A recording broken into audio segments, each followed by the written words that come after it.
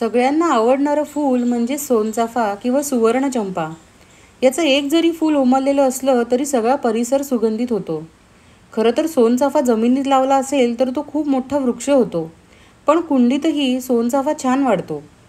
सोनचाफ्याला सतत फुलं यायला हवी असतील तर त्याला किमान 7 ते 8 तासांचा डिरेक्ट सनलाईट आणि दर महिन्याला खत देणं आवश्यक असतं.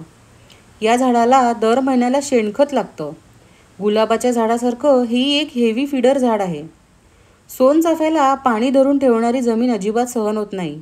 त्यामुळे कुंडी भरताना माती भुसभुशीत वापरावी. कोकोपीटचा वापर मुळीच करू नये. शिवाय जमिनीत झाड लावणार असाल तर पावसाळ्यात पाणी साचेल अशा ठिकाणी सोनचाफा अजिबात लावू नये.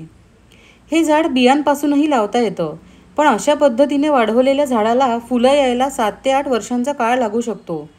त्यामुळे नर्सरीत मिळणारं ग्राफ्टेड झाडच लावावं. त्याला 12ही महिने फुलं येतात आणि अगदी 4थ्या महिन्यापासून फुलं यायला सुरुवात होते. बऱ्याच वेळा नर्सरीतून आणलेल्या ग्राफ्टेड झाडाची कलम मरते आणि वाळलेल्या कलमेखालून मूळ झाड उगवतं. ते झाड दिसायला खूप हेल्दी असतं, पण त्याला फुलं लागत नाही. त्यामुळे कलम मरणार नाही याकडे बारकाईने लक्ष द्यायला हवं. याशिवाय खालून येणारी फूट वरचेवर काढत राहावी. उन्हाळ्यात सोनचाफ्याला पाण्याचा ताण पडला तर त्याची पानं पिवळी पडून गळू शकतात. त्यामुळे उन्हाळ्यात पाण्याकडे नीट लक्ष द्यायला हवं.